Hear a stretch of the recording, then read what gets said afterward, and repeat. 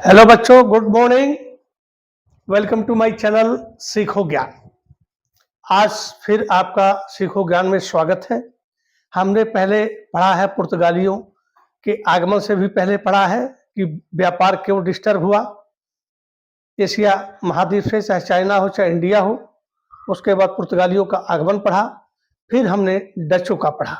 आज हम उस कंपनी के बारे में पढ़ने जा रहे हैं। आपके बोर्ड पर लिखा हुआ है कि जिसने सारी कंपनियों को यहाँ से बाहर कर दिया भारतवर्ष से, और अपना जो है सिक्का जमा करके, और 200 वर्षों तक इसने हमारे ऊपर राज्य किया। और उस राज्य का रिजल्ट क्या आया? हमारे ऊपर आर्थिक प्रभाव पड़ा, सामाजिक पड़ा, सांस्कृतिक पड़ा, धार्मिक पड़ा। इसने हमारे भारत के ऊपर हर प्रकार का प्रभाव डाला, छाप छोड़ा। आज वही कंपनी है, अंग्रेजों का आगमन, यूरोपीय कंपनियों का आगमन, जिसको हम लोग नॉर्मल भाषा में बोलते हैं ईस्ट इंडिया कंपनी। मैंने इसके पहले आपको बताया था यूके क्या है, ग्रेट ब्रिटेन क्या है, ब्रिटेन क्या है और इंग्लैंड क्या है। समय के अनुसार इनके नाम बदलते गए।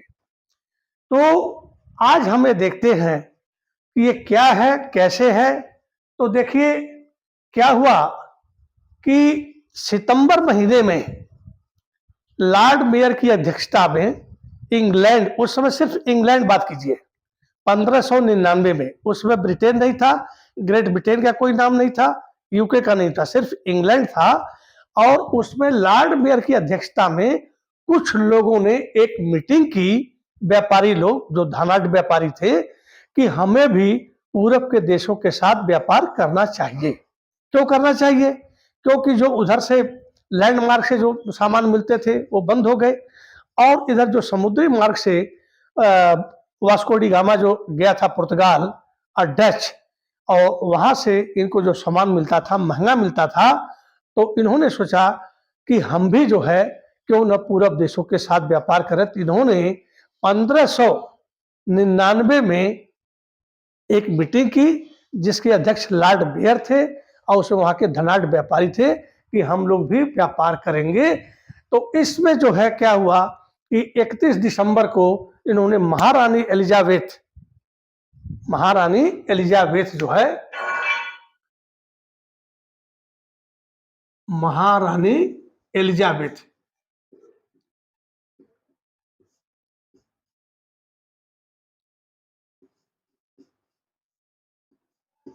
इनके पास इन्होंने एक अनुमति पत्र भेजा कि हमें व्यापार करने दिया जाए। तो उसमें जो है 31 दिसंबर को जो है 31 दिसंबर 1600 में इनको एक आज्ञा पत्र मिला, और उसमें 15 साल तक पूर्वीय देशों के साथ व्यापार करने का एकाधिकार मिला। मतलब कि यही कंपनी पूर्वी देशों के साथ व्यापार करेगी, बाकी अन्य कंपनी कोई भी बनेगी तो नहीं करेगी। अब इसके अंदर जो है गठन हुआ 26 आदमियों का, 26 व्यक्तियों का गठन होता है। एक होता है जिसको कहते हैं अध्यक्ष कह लें हम, दूसरा जो है उपाध्यक्ष,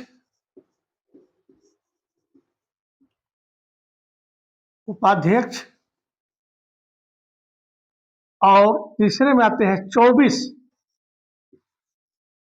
व्यापारी जो थे, व्यापारी सभा। तो कहने का मतलब है कि इसमें जो है एक अध्यक्ष, एक उपाध्यक्ष, और 24 जो है वहां के जो धनाढ्य व्यापारी थे उनकी एक मीटिंग हुई। और उसमें जो है, अब इसको आप अध्यक्ष को निदेशक कह सकते हैं, जिसको अंग्रेजी में डायरेक्टर कहते हैं, उपनिदेशक,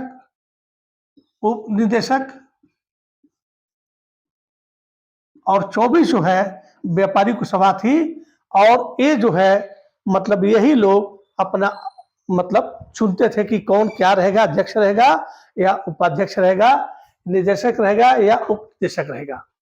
अब इनको 16 दिसंबर को 15 साल के लिए 15 साल के लिए पूर्वी देशों के साथ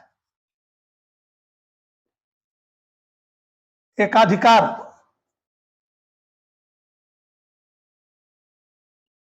एकाधिकार पत्र मिल गया इनको, एक प्रकार से लाइसेंस हो गया। जब इनको ये मिल गया तो इन्होंने जो है अपना व्यापार करना शुरू किया। तो 1600 में ये चले गए और बाकी ये इंडोनेशिया साइड में गए, लेकिन अभी भारत नहीं आए। अब भारत में भी कुछ आए तो उन्होंने कुछ देखा। अब हम बात करते हैं कि उस समय भारत की क्या पोजीशन थी 1600 में। तो 1600 में भारत की पोजीशन ये थी कि जो दिल्ली उस समय सल्तनत नहीं हुआ करती थी, आगरा हुआ करती थी। तो 1600 में मुगल बादशाह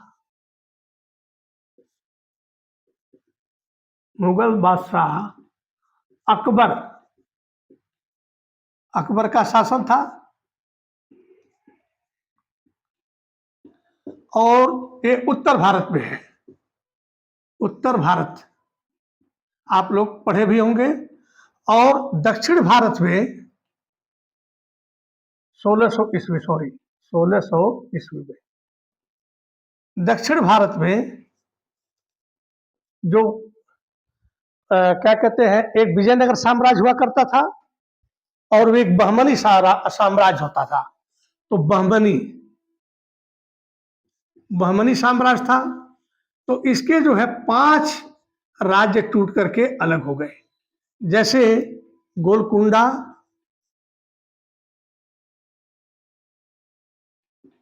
बीदर, बरार, अहमदनगर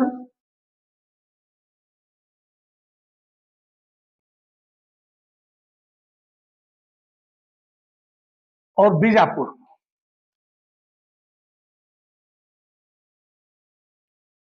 इनके बारे में हम बाद में आपको पढ़ाएंगे। तो ये जो है बहमनी साम्राज्य जो था और विजयनगर था, बहमनी और विजयनगर।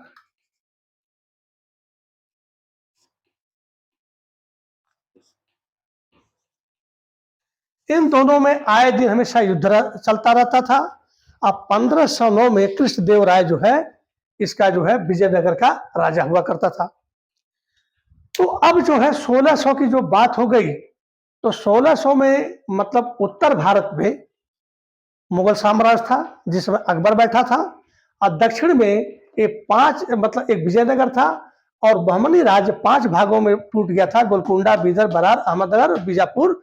तो इनके अलग अलग शासक हो गए थे। जब ये क्लास चलेगा तो मैं उन कब टूटे और कब इनकी कौन शासक बना उसको मैं आपको अच्छी तरह से बताऊंगा।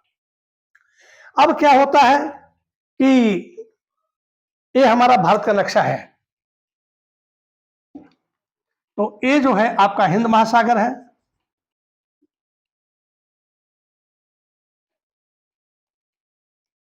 इधर जो है अरब सागर है, इसी का एक टुकड़ा है अरब सागर। इन पर जो है पुर्तगालियों का पूरी तरह से कब्जा था। मैंने पुर्तगालियों के बारे में आपको पढ़ाया ही है कि इन पर पुर्तगालियों का पूरा कब्जा था और कार्टेज प्रणाली थी। यहां तक कि 1556 में अकबर को भी कार्टेज प्रणाली व्यवस्था माननी पड़ी। इतना बड़ा उत्तर भारत का शासक था, लेकिन ये पूरे समुद्र में इनका राज्य था और हर जगह ये अपना व्यापार का जो है कोठियां, फैक्ट्रियां बना करके रखे हुए थे। उन्हीं के साथ डच भी आए थे, डच भी अपना बना कर रखे थे। तो इतना आसान नहीं था कि हमारे भारत के साथ ये जो है व्यापार कर सके। तो कहानियां और लंबी है, लेकिन मेन आपके काम की चीज बता रहा हूं। ये तो मैंने आपको बता दिया कि अकबर का शासन था। अब क्या हुआ कि जब ये पार्टी को लाइसेंस मिल गया 15 साल के लिए, तो 1608 में, वैसे 1607 में कैप्टन विलियम हॉकिंस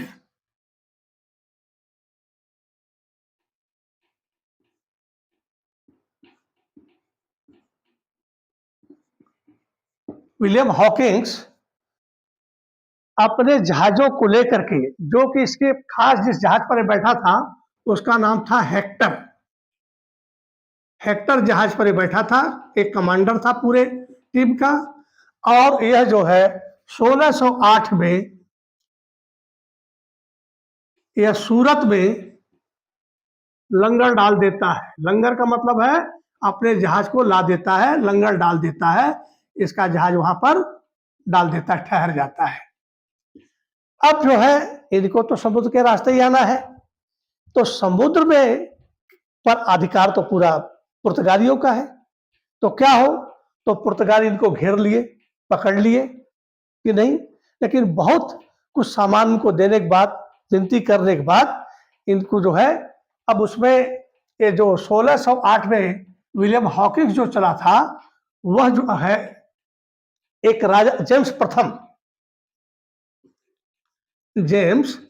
प्रथम जो राजा थे, उनका एक लेटर लेकर के, पत्र लेकर के चला था, किसके, जहांगीर, मतलब अकबर के दरबार में, अकबर के दरबार में। और उस समय दरबार जो है दिल्ली नहीं होती थी, उस समय यह दरबार जो है आगरा होता था। ये देखते जाइएगा, आप लोग नोट करते जाइएगा, क्योंकि जगह कम है। और उसके बाद जो है ये आगरा जो है में दरबार में चला। लेकिन जब ये आता है, अब देखिए ये जो है सितंबर महीने में आया, और अप्रैल महीने में, अप्रैल 1609 में ये आगरा पहुंचता है। और तब पता चलता है कि जो है अकबर जो थे वह 1605 में ही इनकी मृत्यु हो गई थी। 1605 में अकबर की मृत्यु हो गई थी। तो अब अकबर का जो पुत्र था जहांगीर, ये जहांगीर जो है, जहांगीर शासक बना था। और इस समय आगरा के किले में जहांगीर था। अच्छा, उसके बाद आपको एक चीज मैं बताना भूल गया था, इस बोर्ड पर मैंने लिखा है, उसके फिर मैं मिटा दूंगा, क्योंकि आप लोग इसको नोट कीजिएगा। जब एक कंपनी बनी थी 1599 में, तो इसका नाम रखा गया था governor and company of merchants of London trading to the East Indies. आराम से आप लोग इसको रट लीजिएगा, कभी परीक्षा में आ सकता है कि सबसे पहले कंपनी जो बनी थी उसका क्या नाम रखा गया था। तो इसमें जो है governor and company of merchants of London trading to the East Indies. उसके बाद क्या होता है, 1688 में क्रांति हो जाती है इंग्लैंड में। वहां जो राजा होते हैं उनकी सत्ता हटा दी जाती है और नए राजा रानी बनते हैं। तो वहां के जो और जो जो वेग पार्टी जो पार्लियामेंट में आई थी, उसने क्या किया कि उसके जो लोग थे, जैसे ही सत्ता बदलती है कुछ लोग कहते हैं हम भी व्यापार करेंगे, तो हेग पार्टी जो है 1688 में कंपनी बनाती है, न्यू कंपनी। उसके बाद फिर ऐसे चलता रहता है। तो चलने के बाद जो है 1698 में फिर एक कंपनी बनती है, जनरल सोसाइटी एक कंपनी बनती है। फिर उसी समय जो है इसमें दो कंपनियां बनती है, जनरल सोसाइटी और English company trading in the east. 98 में, ये देखिए ये 88 में हुआ, 1698 में जनरल सोसाइटी एक कंपनी बनी और English company trading in the east पे बनी। ये जो इतनी कंपनियां बनी, इनको व्यापार का अनुभव नहीं था। और अनुभव नहीं था तो जब तक अनुभव नहीं होगा, आप दूसरे देश में जा करके कहाँ रहेंगे, क्या खाएंगे, किससे क्या बात करेंगे, तो उसके बाद बड़ी परेशानी हुई। तो इन कंपनियों का विलय कर दिया गया और एक नई कंपनी फिर खड़ी होती है, द यूनाइटेड कंपनी 1708 में। लिखा है ना, हाँ 1708 में। 1702 में जो है, 1702 में इन्होंने प्रस्ताव किया था इन कंपनियों ने मिलने के लिए, और 1708 में जो है ये मिल जाती है। तो जब तीन कंपनियां मिल जाती हैं तो यूनाइटेड संयुक्त हो जाता है। तो the united company of merchants of London trading to the East Indies, यह 1708 में बन जाती है। पुरानी कंपनी सब एक कंपनी हो जाती है। उसके बाद 1833 के चार्टर एक्ट में बहुत लंबा नाम होता है। अब 1833 आते आते जो है क्या हो गया, यूके बन गया। तो जब यूके बन गया तो उसमें जो है मैंने आपको बताया कि 4 देश उसमें लगे, स्कॉटलैंड भी लगा, इंग्लैंड भी लगा और नीदरलैंड भी लगा, और वेल्स जो छोटा सा था वो भी उसके साथ था। तो ये सब मिलकर के यूनाइटेड किंगडम मतलब इंग्लैंड बना। तो उस समय जो क्या हुआ कि 1833 के चार्टर एक्ट के अनुसार इसका नाम रख दिया गया ईस्ट इंडिया कंपनी। ये आप लोग जान लीजिएगा अच्छी तरह से। तो मैं इसको मिटा देता हूं क्योंकि मुझे उधर भी लिखना पड़ेगा।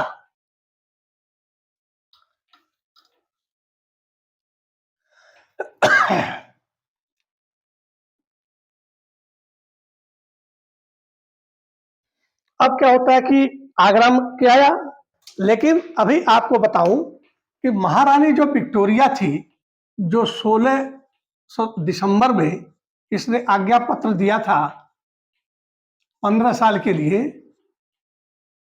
इनका जो है 1603 में देहांत हो जाता है।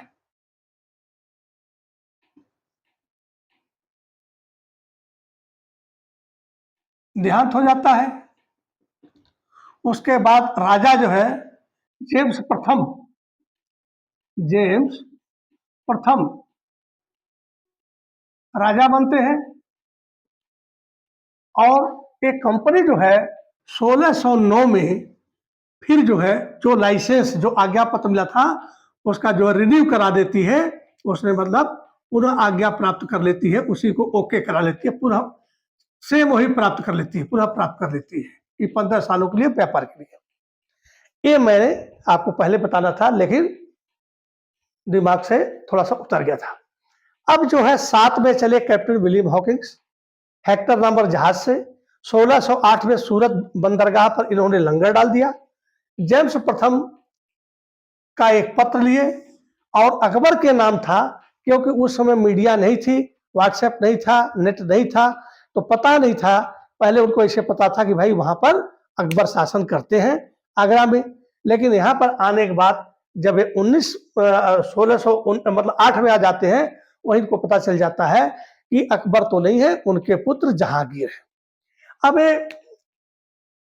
जो हॉकिंस है यह द्विभाषिया था। अब देखिए ये तुर्की भी बोल लेता था और अंग्रेजी भी बोल लेता था। ये जो है थोड़ा बहुत गिफ्ट के साथ ले गया, और जब देखा कि इंग्लैंड के राजाओं का जो वैभव है और यहाँ के जो राजाओं का वैभव है, जमीन आसमान का अंतर है। तो जब ये दरबार में गया और जेम्स प्रथम का लेकर के, तो कोई भी राजा होता है जब विदेश से आता है तो उसके बहुत अच्छा स्वागत करता है।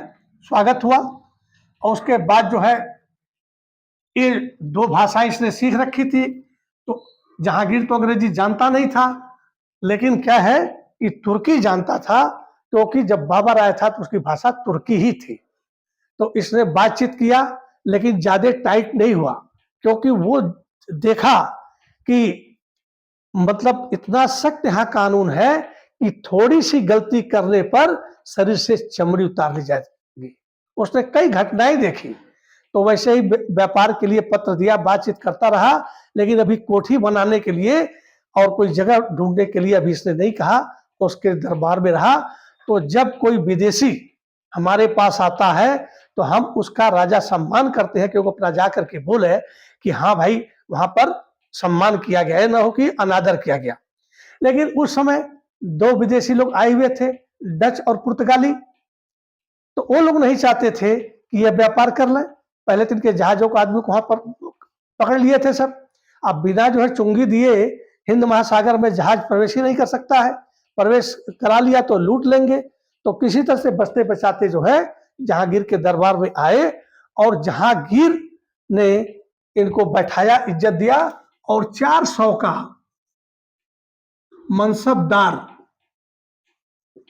मनसबदार बना दिया। दोस्तों देखिए, एक होता है जागीरदार। जागीरदार क्या होता है, जो राजाओं की जो क्षेत्र है उसको टुकड़े टुकड़े में बांट करके, मतलब छोटे बड़े बड़े टुकड़ों में, चाहे छोटे भी टुकड़ों में बांट करके और जागीर मतलब जमीन को कहते हैं।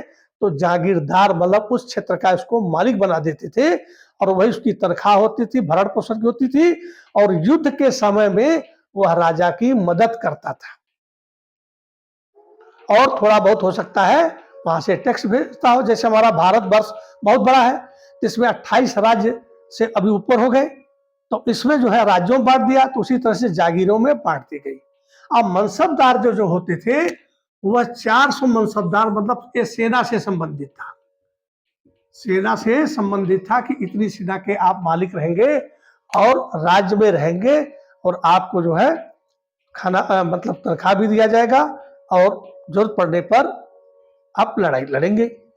अब डरते डरते हॉकिंस ने क्या किया कि अपनी बात बताई कि साहब हम इंग्लैंड से आए हैं, जो पत्र था व्यापार करना चाहते हैं, हमको जो है एक कोई जगह दे दीजिए जहां पर हम व्यापार करते हैं कर सके। तो जहांगीर ने सूरत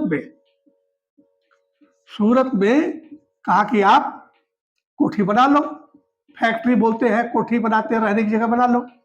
लेकिन इसके दरबार में क्या कहते हैं, पुर्तगालियों का बहुत और अरब वालों का बहुत बड़ा वर्चस्व था। तो उन्होंने विरोध किया, पुर्तगालियों ने, अरबों ने, पुर्तगाली और अरबों ने विरोध किया। तो इसका जो है जो 1608 में जो इसको राजा ने दिया था उसको कैंसिल किया। लेकिन जब राजा मनसबदार बनाया तो उसने कहा कि तुम यहां पर शादी कर लो। तो अमीना खान एक औरत थी जो वहां के एक कुशल व्यापारी जो जहांगीर के दरबार में रहता था उसकी पुत्री थी और इसने शादी कर लिया। देखिए, जब आपको कहीं रहना है तो कुछ समय के लिए रहने के लिए आपकी पुत्री से उसने शादी कर लिया। अब जब शादी कर लिया तो वहां पर रहने लगा। लेकिन जब सूरत की जो कोठी इसको मिली थी 1660 में, तो पुर्तगाली और अरबियन जो थे उनके हस्तक्षेप से यह आदेश निरस्त हो गया। और ये जो इनकी कंपनी थी, इनके जो जहाज थे वहां से मूव करते हैं सूरत से और आंध्र प्रदेश में आते हैं मुसलीपट्टनम।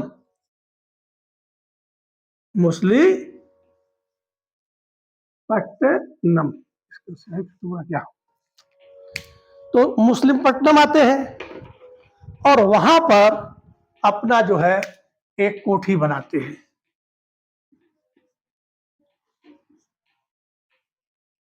और मुस्लिमपट्टनम जो है हमने आपको गोलकुंडा के राजा के अंदर में, नवाब के या सुल्तान के अंदर में आता था। इसका नाम था मोहम्मद अली।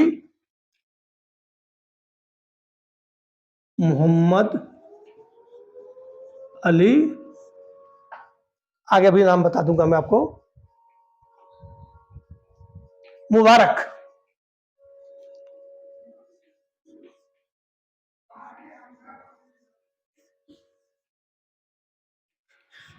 मोहम्मद अली मुबारक शाह। अब जो है यहां पर एक कोठी बना लेते हैं।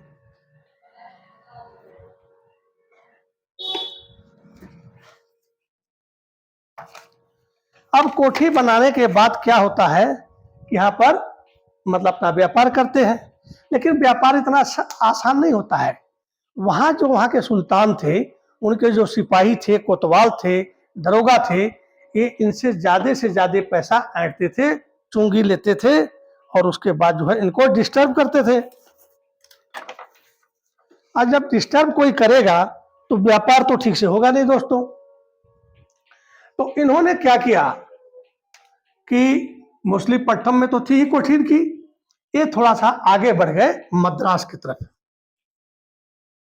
मद्रास उस समय था ही नहीं, सॉरी, उस समय मद्रास जो है इतिहास में आया ही नहीं था। तो पुलिकट के राजा चंद्रगिरी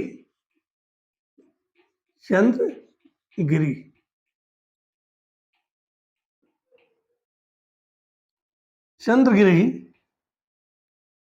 के क्षेत्र पर गए और वहां पर डच जो थे, डच की जो फैक्ट्री से थोड़े सी दूर पर अमर गांव, कहीं लिखता है अमरा गांव, वहां पर जाकर अपना जो है ये व्यापार करने लगे। तो अब देखिए कि व्यापार इतना आसान नहीं होता है कि हम जहां से चाहे वहां से व्यापार कर लें। तो अमरा गांव पहुंच गया वे। तो अमरा गांव जब वे पहुंच गए तो यहां पर भी इनको जो है कोई जो है लाभ नहीं हो रहा है, क्योंकि वहां के भी जो जैसे हमारे यहाँ पुलिस वाले होते हैं कि आए दिन किसी को भी तंग करते हैं, तेरा लाइसेंस नहीं है, तेरा कागज नहीं है, तेरा वो नहीं है।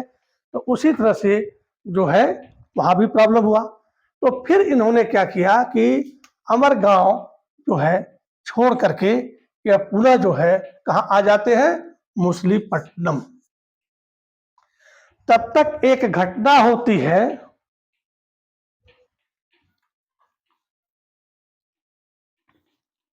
1611 में।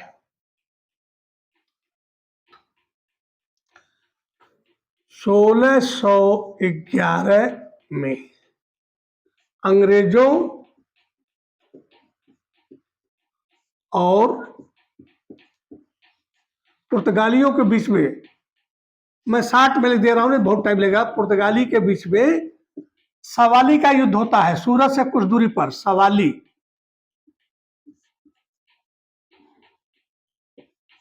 सवाली का है जल युद्ध होता है, और जिसमें जो है पुर्तगाली हार जाते हैं। जब मिडल्टन, इनका नायक होता है मिडल्टन, ये सेनापति होता है, इसके नेतृत्व में पुर्तगाली और अंग्रेजों का युद्ध होता है, जिसमें जो है पुर्तगाली हार जाते हैं। और जब यह समाचार जहांगीर के पास पहुंचता है, जिसने मतलब कोठी बनाने से फिर मना कर दिया था आदेश दे करके, तो उसको लगा यार कुछ तो बात है अंग्रेजों में। और क्योंकि ये पुर्तगाली जो थे अपना दादागिरी चलाते थे, एकाधिकार चलाते थे, हमने आपको बताया कि कार्टेज प्रणाली में वो लोग भी नहीं छोड़ते थे। इसने कहा कि एक प्रतिद्वंदी तो रखना ही पड़ेगा जो इन पुर्तगालियों को कंट्रोल कर सके। अपने डर नहीं था कि ये हमें डिस्टर्ब करेंगे, क्योंकि जो जल वाली जो सेना थी ना, वो हमारे मुगलों की तगड़ी नहीं थी। और पूरा जो है सागर में, अरब सागर, हिंद महासागर, पुर्तगाली जो है एकाधिकार कर लिए थे, और बिना टैक्स दिए कोई नहीं जा सकता था, ना आ सकता था, ना व्यापार कर सकता था। यदि उसने ऐसा किया तो उसको लूट लेते थे, और यदि टैक्स दे दिया तो कारवां उनके पास एक होता था, सिस्टम था, वो कारवां उनकी जहाज को सुरक्षित पहुंचा देता था। तो कारवां क्या था, दिखाओ की चीज था, क्योंकि जब तुम्हारा ही अधिकार है, तुम ही सब कुछ बैठे हो, तो उसके बाद उस जहाज के आगे पीछे 3-4 जहाज लगा देते थे और कहते थे कि हमारा कारवां जो है ये चला जाएगा। उसके बाद जो है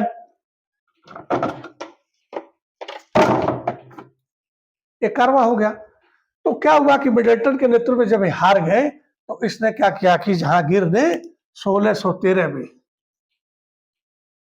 कोठी बनाने की या फैक्ट्री बनाने की आज्ञा दे दी।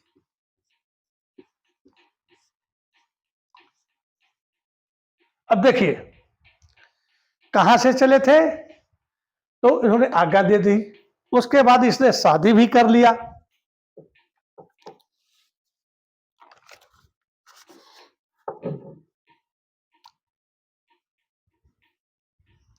उसका जो मैंने नाम लिखा था दोस्तों, अमीना खान नहीं था, मरियम खान।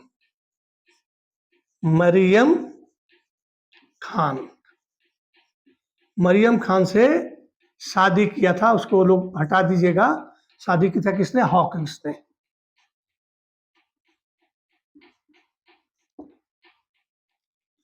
क्योंकि पढ़ाते समय कहीं न कहीं मिसिंग तो हो ही जाती है, आप लोग भी पढ़ते हैं, 1-2-4 पन्ने जब पढ़ते हैं तो कहीं न कहीं मिसिंग हो जाती है। तो मरियम खान से हॉकिंस ने शादी की थी, 400 का मनसबदार बनाया था। उसके बाद इन्होंने क्या किया कि अपनी जो है व्यापार करने के लिए ये चले आए थे कहाँ पर, मछलीपट्टनम में। मछलीपट्टनम में भी नहीं बात बनी, तो चले गए थे पुलिकट के पास जो अमरा गांव में, वहां भी बात नहीं बनी, तो फिर वापस आ गए। लेकिन तब तक जो है 1611 में अंग्रेजों और पुर्तगालियों का युद्ध होता है, और इसमें मिडल्टन जो है सेनापति होता है, अंग्रेज पुर्तगालियों को हराता है। औरंगजेब के जहांगीर के दरबार में जब सूचना जाती है, तो जहांगीर जो है बड़ा प्रसन्न होता है और कहता कि हाँ भाई, इनके अंदर तो कुछ है, और 1613 में एक कोठी बनाने की आज्ञा दे देता है। तो यहां तक आप लोग समझ गए होंगे अच्छी तरह से। और उसमें जो है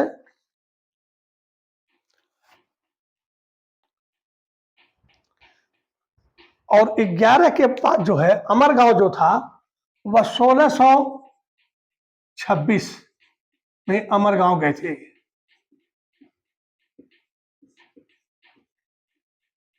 लेकिन ये फिर वापस आ गए और सूरत में बना लिए। और उसके बाद एक कहानी हो जाती है हॉकिंस की। हॉकिंस जो है 1613 में वापस जाता है, लेकिन रास्ते में ही इसकी मृत्यु हो जाती है, अपने इंग्लैंड नहीं पहुंच पाता है, बीच में ही मर जाता है। लेकिन कुछ सफलता इनको व्यापार में नहीं मिली। अब यहां पे ये देखा। अब दूसरा जो है राजा जेम्स प्रथम जो है दूसरे आदमी को भेजते हैं, उनका नाम था sir Thomas Roe. Sir Thomas Roe ये जो है 1615 में ये भारत के लिए चलते हैं, और 14 में चले होंगे, लेकिन 1615 में आते हैं। और ये भी जो है इनको भी जो है पुर्तगाली पकड़ लेते हैं। पुर्तगाली किसी को छोड़ते नहीं है दोस्तों, पुर्तगाली इनको भी पकड़ लेते हैं।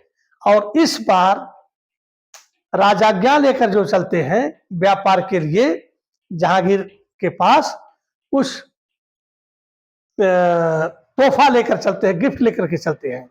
पर कुछ चित्रकारी है, कुछ दारू है, कुछ है। इंग्लैंड के पास कुछ था ही नहीं जो हिंदुस्तान के राजा को खुश कर सके। और जहांगीर के पास जब सर क्या बोलते हैं हॉकिंस आए थे तो कोई खास नहीं लाए थे, ये भी कुछ लेकर चले थे, लेकिन राजा को खुश करने के लिए इनके पास ऐसी चीजें नहीं थी। पर हाँ, विलायती शराब लाए थे। विलायती शराब, दारू जिसको बोलते हैं, उससे थोड़ा बहुत उसको इफेक्ट पड़ा कि भाई जरा विलायत का माल खाया जाए, कैसा लगता है। बाकी क्या था, फिर हुआ था कि इंग्लैंड में जो पैदा होता है और भारत में जो पैदा होता है, एक दूसरे को एक्सचेंज करेंगे। तो इंग्लैंड में तो कुछ होता ही नहीं था। इंग्लैंड में होता तो फिर वो भिखारी भारत क्यों आते। तो कहने का मतलब है मिला जुला करके कि हमारे जो है भारत जो है अकबर के जमाने तक सोने की चिड़िया थी, और इसका डीजीपी बहुत ज्यादा था। इसीलिए जो है भारत के तरफ ही यूरोपीय कंपनियां टूट पड़ी व्यापार करने के लिए, और यहाँ पर सस्ता माल मिलता था और वहां पर महंगा माल मिलता था। तो हम जो है अब जब सर थॉमस रो जब ये आते हैं, तो इसी पर हम इसको अभी बंद करते हैं। अगला वीडियो जब फिर डालेंगे, क्योंकि वीडियो जब लंबा हो जाता है तो मजा नहीं आता है। तो इसी के साथ welcome to my channel Seekho ज्ञान। कल फिर एक चैनल डालेंगे आपको, उसको देखिएगा। Thank you.